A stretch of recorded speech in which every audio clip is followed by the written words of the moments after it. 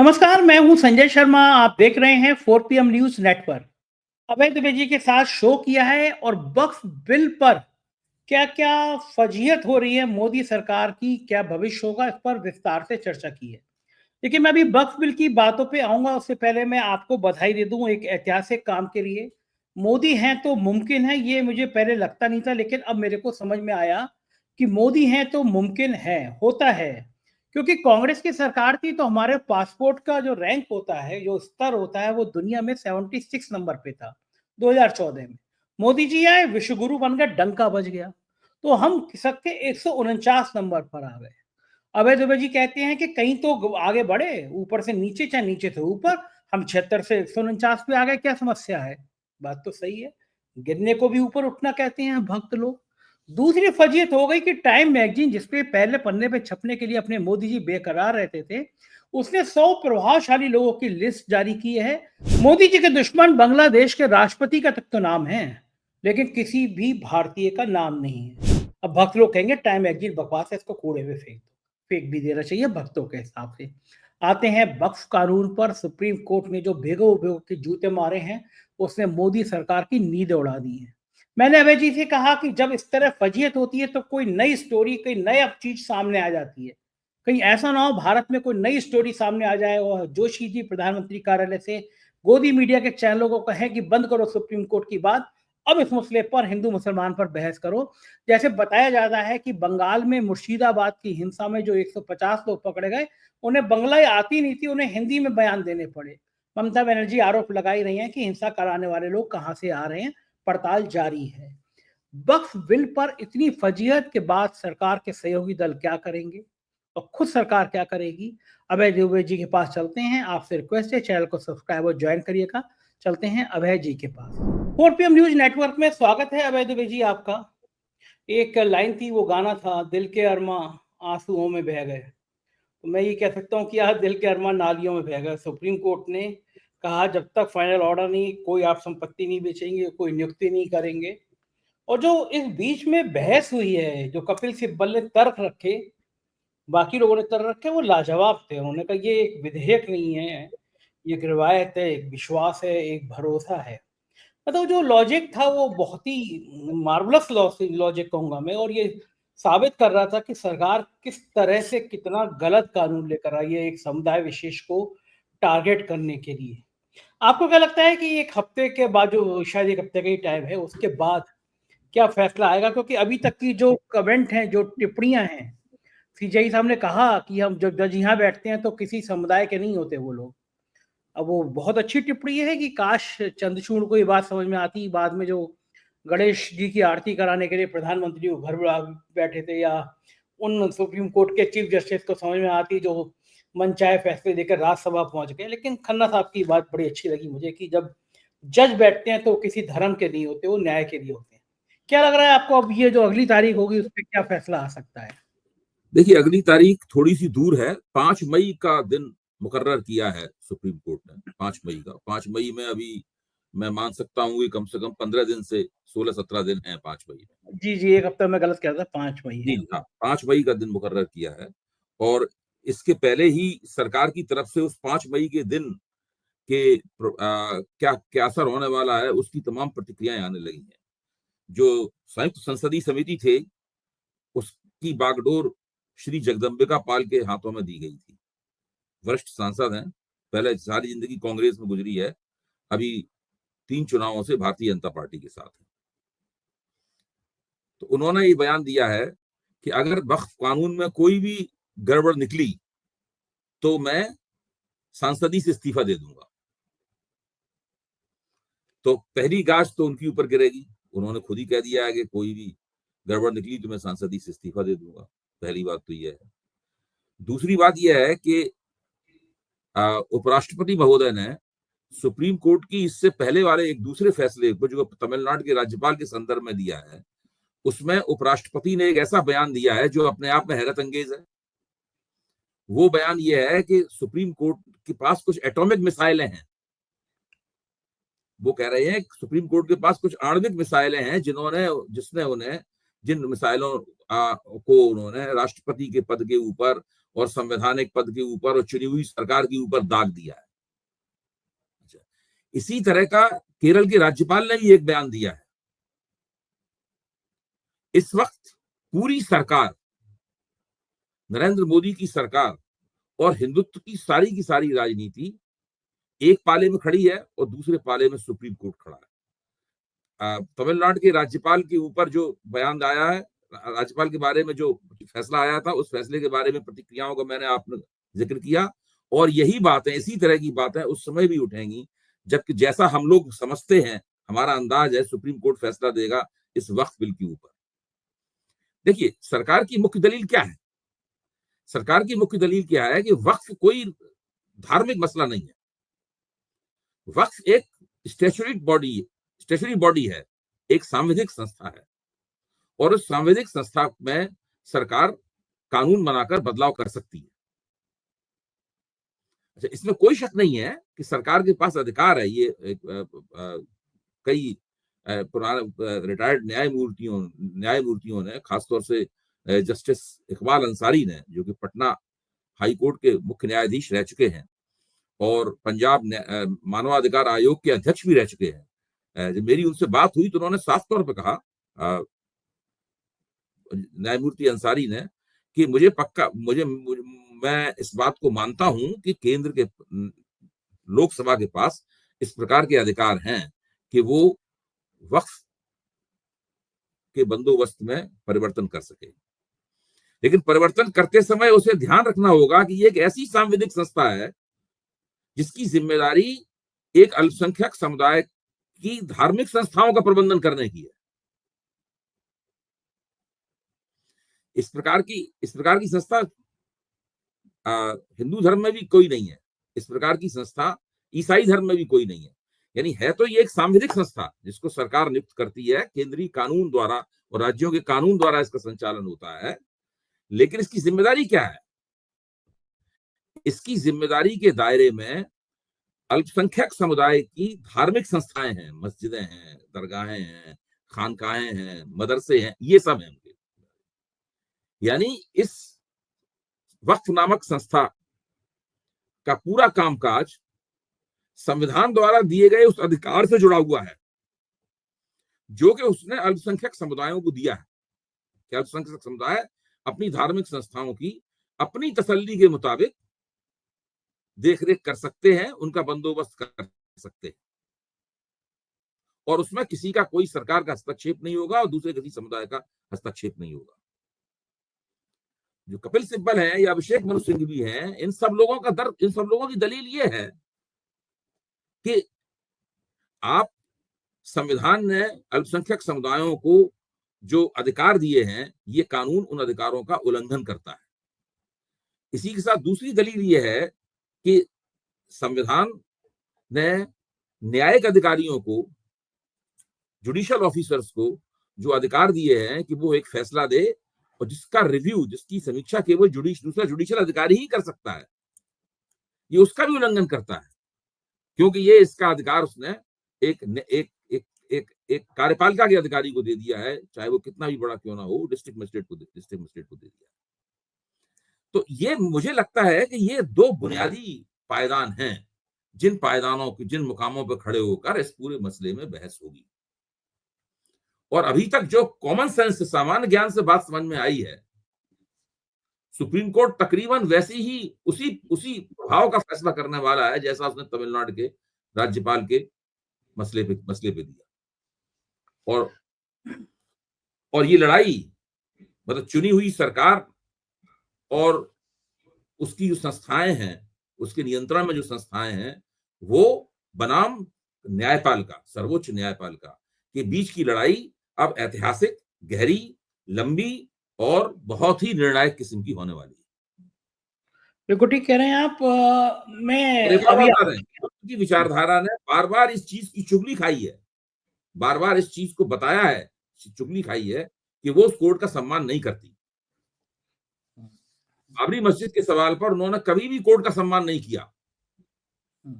जब उनके मुख्यमंत्री कल्याण सिंह ने कोर्ट के सामने हलफनामा पेश किया कि वहां पर केवल शांतिपूर्ण कार सेवा ही होगी। बाबरी मस्जिद को कोई नुकसान नहीं पहुंचाया जाएगा, लेकिन बाबरी मस्जिद को नुकसान पहुंचाया गया तो उनको वहां पेश किया गया। सुप्रीम कोर्ट ने उनको 1 दिन की सजा दी। कल्याण सिंह जी को, कल्याण सिंह ने बाहर निकल क्या वक्तव्य दिया 1 दिन की सजा काटने के बाद में? उन्होंने वक्तव्य दिया कि हम तो हिंदुत्व के लिए सब कुछ कुर्बान कर सकते हैं, तो कुछ नहीं है न्यायपालिका वगैरह। आस्था का प्रश्न है, कोर्ट से कैसे विनियमित कर सकता है, तो आस्था का सवाल है भाई। अगर आस्था का प्रश्न है तो आप संवैधानिक पदों को मत लीजिए। सही बात है, भजन करिए, भजन कीजिए, आस्था पूरी कीजिए। अगर आप संविधान की शपथ लेकर मुख्यमंत्री बने हैं, प्रधानमंत्री बने हैं, उपराष्ट्रपति बने हैं, राष्ट्रपति बने हैं, तब तो आपको संविधान की कसौटियों पर कसी जाने वाली समीक्षा के सामने सिर झुकाना होगा। लॉजिक वाली बात है। आप कसम खाते हैं, संवैधानिक पद पर आते हैं, संविधान की रक्षा की कसम खाते हैं और उसके बाद ऐसे कारनामे करते हैं।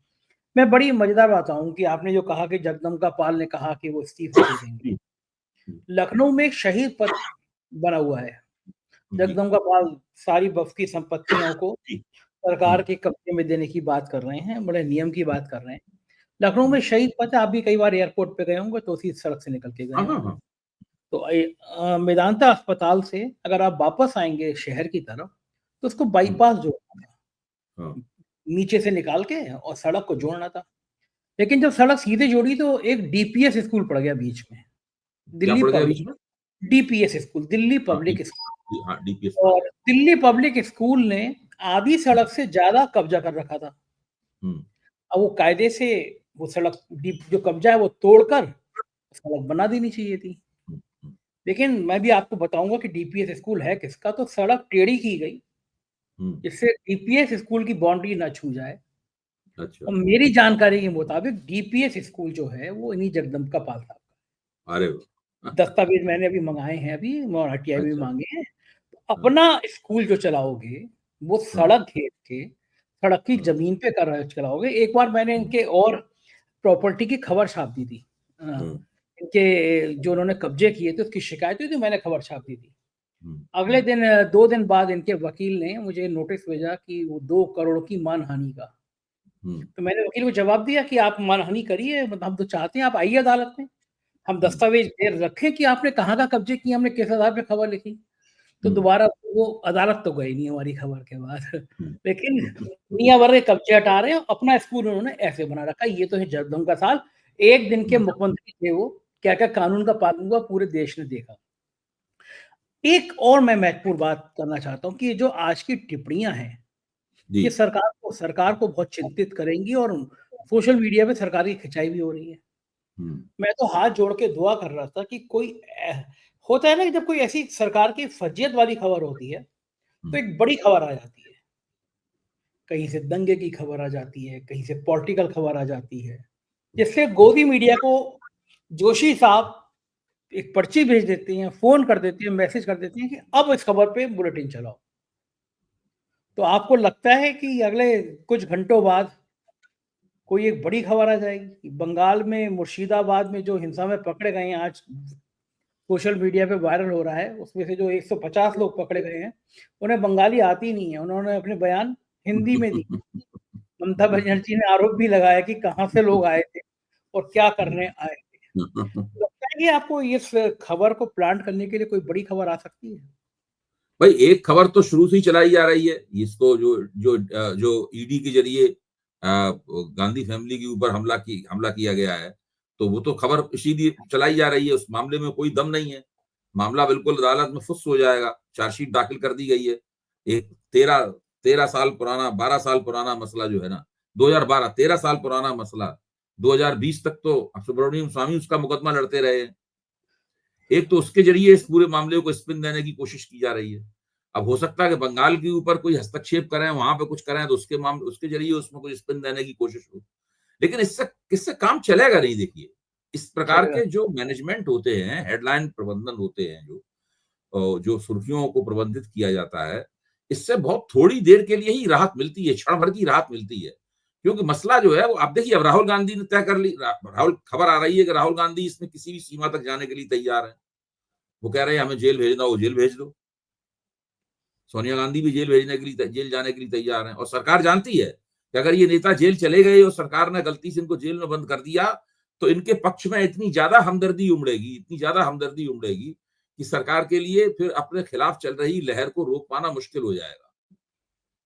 भाई ये तो एक ऐसा मसला है जिसके अंदर सारी चीजें नोशनल उसके अंदाज के ऊपर चल रही हैं। भाई कांग्रेस का अखबार है, कांग्रेस की संस्था है, वो संस्था भी कांग्रेस की है जिसके ऊपर आरोप लगाया जा रहा है कि ये इस संपत्ति को घोट जाना चाहती है, और वो संस्था भी कांग्रेस की है जिसकी संपत्ति बताई जा रही है। उसमें भी कांग्रेस के कोषाध्यक्ष और महासचिव हैं, उसमें भी कांग्रेस के कोषाध्यक्ष और महासचिव हैं। मतलब ये पूरा मामला इस तरीके का है, वो ना एक पैसे की संपत्ति बेची जा सकती है, ना एक पैसे की संपत्ति किराए पर उठाई जा सकती है, ना किराए का इस्तेमाल किया जा सकता है, किसी तरह से उसका उपभोग भी नहीं किया जा सकता, उसका किसी तरीके से अपने खाते में नहीं डाली सकती, कुछ नहीं हो सकता उसमें। बिल्कुल एक मसले में एक तकनीकी किस्म के मसले को बना के ये पूरा का पूरा प्रपंच बनाया जा रहा है। तो ये सब बातें की जा रही हैं कि किसी तरीके से जबरदस्त स्पिन दिया जाए पूरे मसले को। अब यहां समस्या ये है कि आप वक्फ का कानून बनाकर, मुझे लगता है कि सरकार कहीं ना कहीं अपने आप को थोड़ा फंसा हुआ महसूस करती है। जैसे जैसे दिन गुजरेंगे और सुप्रीम कोर्ट ने जो कहा है, सरकार काफी फंसा हुआ महसूस करेगी। उधर राज्यपाल वाले सवाल में पहले से ही सरकार फंसी हुई थी, क्योंकि भारत के इतिहास में ऐसा कभी नहीं हुआ इस तरीके से कोई कानून जो है ना वो लागू किए हुए पारित हुए माने जाए। और सुप्रीम कोर्ट में उसने अनुच्छेद 142 का इस्तेमाल किया है, जो कि सुप्रीम कोर्ट को असाधारण शक्तियां प्रदान कर देता है। इसीलिए राष्ट्रपति को भी निर्देश दे दिया उन्होंने। इसी बात पे धनखड़ साहब ने ये सब कहा है, जो ये एटॉमिक मिसाइल है जिसको हम लोगों पे चला दिया है सुप्रीम कोर्ट। मुझे तो वो धनखड़ साहब का वो चेहरा याद है ना आपको, मोदी जी के सामने बाद में बड़े नाराज हो गए थे वो, कि तो धनखड़ साहब ने तो जो इतनी नैतिकता की, जितनी मर्यादा की, जितनी इज्जत तार हो सकती है उससे करने में कोई कसर छोड़ी नहीं। मुझे लगता है कोई भी उपराष्ट्रपति इतना ज्यादा अपने पद को बदनाम नहीं किया होगा किसी ने, जितने धनखड़ साहब एक एक के बाद एक करते चले जा रहे हैं। जो फजीयत करा रहे हैं उस पद की, वो ऐतिहासिक है उनके पद को लेकर। धनखड़ साहब ये दिखाना चाहते हैं, नरेंद्र मोदी को ये दिखाना चाहते हैं कि उनसे ज्यादा उनका कोई वफादार नहीं है।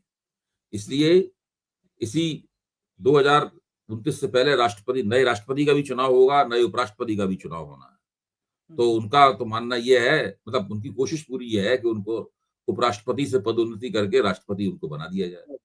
अब इससे ज्यादा तो एक बार उपराष्ट्रपति बनने के बाद और उससे ज्यादा बड़ा पद तो कोई है नहीं।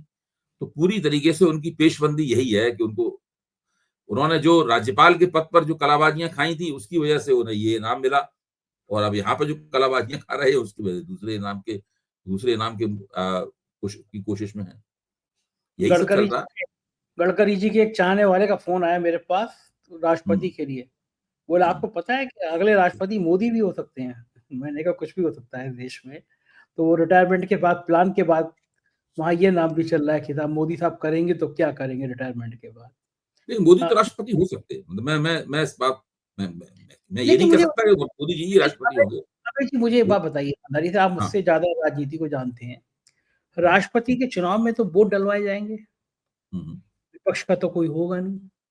और मोदी जी की अपनी पार्टी में क्या अमित शाह के अलावा कोई और नेता ऐसा है जो उनको मन से वोट दे दे? अगर मान लीजिए 20 एमपीओ ने गच्चा कर दिया तो मोदी साहब ये अगर होगा, मैं ये नहीं कह रहा हूं यही होगा, अगर ये होगा तो इसके पहले पूरी योजना होगी, मतलब पूरा एक पैकेज होगा, एक पूरा एक सौदा होगा। इसको पूरी तरीके से 3, 4, 5, 6 महीने लगा के इसको पूरी तरीके से नियोजित किया जाएगा। सब चीजें सेट की जाएंगी, सारी गोटियां सेट की जाएंगी, वो इस तरीके से होगा। क्योंकि अगर इसमें कोई गड़बड़ हो गई तो फिर बहुत ही बदनामी होगी, सब खेल ही खत्म हो जाएगा, सारी बेइज्जती हो जाएगी इसमें गड़बड़ हुई तो। लेकिन एक कहावत है ना कि जब बुरा वक्त होता है तो ऊंट पर बैठे आदमी को भी कुत्ता काट लेता है। हाँ, वो सब जैसे जैसे इस समय जो एक के बाद एक मोदी जी की फजीयत हो रही है, तो इस बीच में दुनिया में वो कह रहे हैं कि हम विश्व गुरु हैं, डंका बज रहा है। डंके का उदाहरण है कि 2014 में जब कांग्रेस की सरकार थी तो हमारी पासपोर्ट की रैंकिंग दुनिया में 76 थी। हम 76वें नंबर पे थे कि हमारा पासपोर्ट की औकात इतनी है, 76वें नंबर पे है। मोदी जी आ गए, विश्वगुरु बन गया, पूरी दुनिया में डंका बज गया। तो जो हम 76 पे थे, तो वो अब हम 149 पर आ गए हैं। आप सोचिए, 149 नंबर, कांग्रेस सरकार में संजय जी दुनिया। आप समझ नहीं रहे हैं, किसी तरह बढ़ोतरी हुई है, हाँ, चाहे इधर से करके हुई है, चाहे उधर से करके हुई है। मतलब बढ़ोतरी हुई कि नहीं हुई?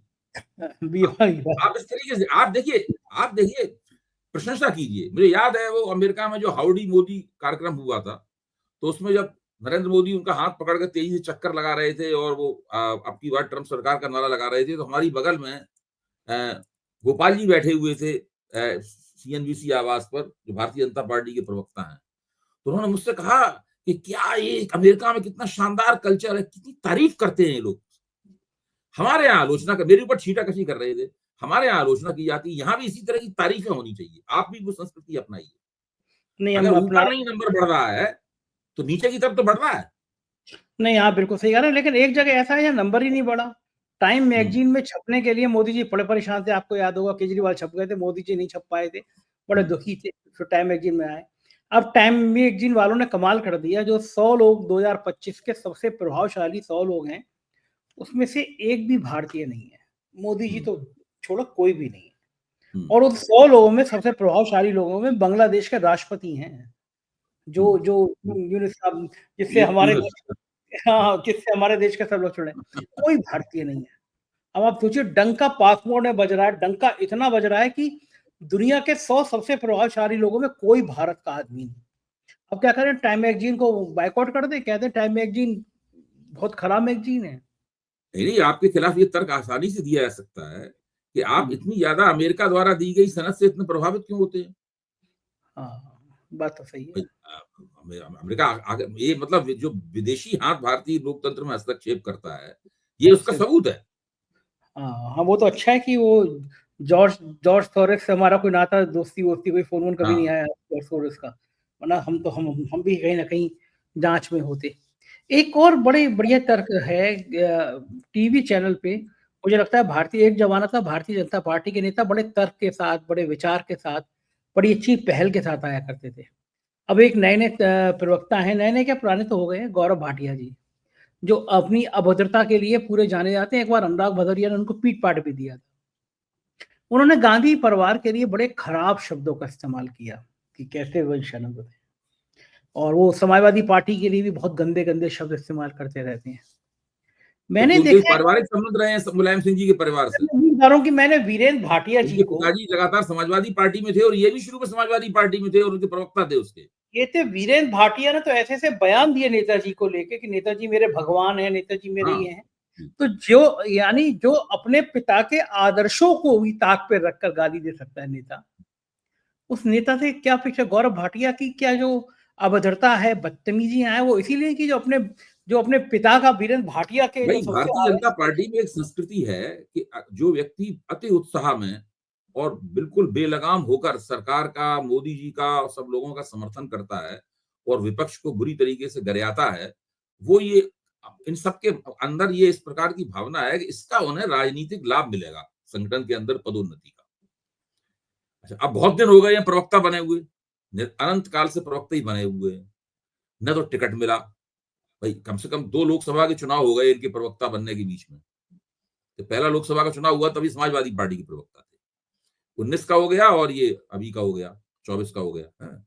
लेकिन अभी तक इनको कोई मौका नहीं मिला। ये सब लोग बड़े राजनीतिक पद के मौके की तलाश में हैं। संबित पात्रा को 2 बार अ, लोकसभा का टिकट मिला, एक बार उड़ीसा से वो हार गए, इस बार वो फिर जीत के सांसद हो गए। लेकिन अब उसके बाद भी कुछ नहीं प्राप्त हुआ, सांसद बनने के बाद में कुछ नहीं प्राप्त है, अंततः वो प्रवक्ता ही। हुँ। बहुत सारे जो प्रवक्ताओं की श्रेणी है भारतीय जनता पार्टी में, उसमें से बहुत कम लोग ऐसे हैं जिनको मंत्री पद कहीं प्राप्त हुआ है। एक हाँ, प्रवक्ता ठीक। थे, शुरू में आते थे, जो अमित शाह के बिल्कुल खास थे, बहुत ज्यादा आते थे, तब वो सबसे बड़े प्रवक्ता हुआ करते थे। वो बाद में वो योगी मंत्रिमंडल में उनको मंत्री भी बनाया गया, मथुरा से एमएलए हुए, योगी मंत्रिमंडल में मंत्री भी श्रीकांत बनाया शर्मा, गया। हाँ, श्रीकांत शर्मा। फिर बाद में अब वो मंत्री पद पे भी नहीं है, केवल एमएलए ही रह गए वो। हाँ, वो तो दिखते भी नहीं भारतीय जनता चाहते। पार्टी में प्रवक्ता बनने से एक तरह की चेहरा तो चमकाने का मौका मिलता है, लेकिन बहुत अधिक भारतीय जनता पार्टी में प्रवक्ता के पद के लिए राजनीतिक पदों के लिए बहुत गुंजाइश नहीं है प्रगति की। ऐसा पिछला 10-11 साल का अनुभव बताता है। और उसके तो अलावा उसका वो छोड़िए फ्रस्ट्रेशन जो है, उसकी कुंठा जो है ना, वो कुंठा भी बोलती है इस तरह की भाषा शैली में। ठीक बात है, परिवार के लोगों को भी देख लीजिए जो परिवार को तोड़ के लाते हैं। मैं जैसे उदाहरण दूं, मुलायम सिंह यादव की पुत्रवधू अपर्णा यादव को लाए, तो ये बड़ा कुछ किया नहीं कि मिला हमने उन्हें। कहा कुछ भी नहीं मिला। महिला आयोग की उपाध्यक्ष, मतलब अध्यक्ष जो हैं उनके तो कारनामे सब पूरा प्रदेश जान रहा है। तो मैं अपर्णा यादव को कम से कम महिला आयोग का अध्यक्ष ही बनाना चाहिए था, उपाध्यक्ष जो बहुत सारे हैं। तो उनको लाके बस इस्तेमाल कर लिया और फिर डंप कर दिया। मतलब ये बीजेपी की शायद प्लानिंग है। एक मैं देखिए, आखिरी मैं अभी एक छोटी-सी बात इसमें और कह दूं, फिर हम लोग हुँ, आखिरी बात में। भारतीय जनता पार्टी में जो लोग दूसरे संगठनों से जाते हैं, दूसरी पार्टियों से जाते हैं या भाजपा के बाहर के दायरे से अंदर लाए जाते हैं, अगर उनके पास कुछ वोट हैं, अगर उनके पास समाज में कोई छोटा-मोटा जनाधार है, तो भाजपा उनको बहुत अच्छी तरह पुरस्कृत करती है। बहुत ही मतलब पटा के, फुसला के अपने पास रखती है। बाकी ज़िम्मेदारी दे सकती है संगठन की, बाकी और किसी कुछ नहीं मिलता है। ये देखने को मिल रहा है। एक आखिरी बात मैं पूछूँगा कि पिछले दिनों स्टालिन ने सारे दिल्ली के सारे देश के बड़े-बड़े अखबारों में विज्ञापन दिया। कुछ समय पहले की बात है, कुछ महीने पहले की बात है, और उसमें विश्वनाथ प्रताप सिंह की आदमकद प्रतिमा लगनी थी शायद। मुख्य हुँ, अतिथि अखिलेश यादव को बनाया गया। तो जी। लोग चौंके कि ये वहाँ पे मुख्यमंत्री क्यों बनाया गया है अखिलेश यादव को साउथ में। अब कल जो है अखिलेश यादव उड़ीसा गए। उड़ीसा में भी उन्होंने एक बड़ा एक कार्यक्रम किया। हुँ। तो क्या आपको लगता है अखिलेश यादव अब पार्टी का विस्तार साउथ में भी करना चाहते हैं? नहीं देखिए, अखिलेश यादव की पार्टी मुख्य तौर पर उत्तर प्रदेश केंद्रित है, सारी ताकत उनकी यहाँ है, बाकी जगहों पे छोटी-मोटी ताकत है, जैसे महाराष्ट्र में छोटी ताकत है, बिहार में भी छोटी ताकत है। और चूँकि वो समाजवादी पृष्ठभूमि से आते हैं, तो समाजवादियों के एक ज़माने में एक नेशनल नेटवर्क था, तो उसमें क जगह-जगह उनके लोग हैं। लेकिन अखिलेश यादव की जो निजी छवि है, वो एक राष्ट्रीय छवि बन चुकी है, ये मैं कह रहा हूँ। हुँ, उत्तर प्रदेश में कांग्रेस की मदद से उन्होंने भारतीय जनता पार्टी को जो पराजय रसीद की है, उसकी वजह से वो एक राष्ट्रीय स्तर के नेता बन गए हैं। और इस मीडिया के जिस प्रकार की राजनीति हमारे देश में आजकल होती है, उसमें ये कोई ज़रूरी नहीं है कि आपके हर प्रांत में आपके पास बड़ी राजनीतिक ताकत हो, तभी आपकी राष्ट्रीय छवि बनेगी। राष्ट्रीय हुँ, छवि उसके बिना भी बन सकती है। और जो उन्होंने पीडीए का नारा उसका सूत्रीकरण किया है, उसकी वजह से जितनी भी सामाजिक न्याय की या कमज़ोर दुर्बल वर्गों की राजनीति करने वाले नेता हैं, उन सबकी निगाह में अखिलेश यादव का बहुत महत्व बढ़ गया है। इसी महत्व के कारण वीपी सिंह की प्रतिमा का जो समारोह हुआ था, उसमें उनको मुख्य अतिथि बनाया गया था। तो ये बहुत हुँ, महत्वपूर्ण चीज़ है कि मुलायम सिंह जी एक एक सीमा तक राजनीति को ले गए, बहुत बड़ी सीमा तक ले गए, उन्होंने ही उसकी स्थापना की है। लेकिन मैं कहूँगा कि अगर वोटों के लिहाज से भी देखा जाए तो अखिलेश जी उस राजनीति को उससे आगे ले पाने में नाका ले ले आगे ले जाने में कामयाब हुए। हुँ, एक अपनी छवि तो बनाई है उन्होंने, बिल्कुल ठीक बात है। बहुत-बहुत शुक्रिया अभय जी, आपने इतनी सारी बातें करी, धन्यवाद। ये थे अभय दुबे जी, और आपको सुनकर लगा होगा कि एक सार्थक बातचीत उन्होंने करी। आपको कैसी लगी? अपने प्यार भरे कमेंट से ज़रूर बताइएगा। शुक्रिया, थैंक यू।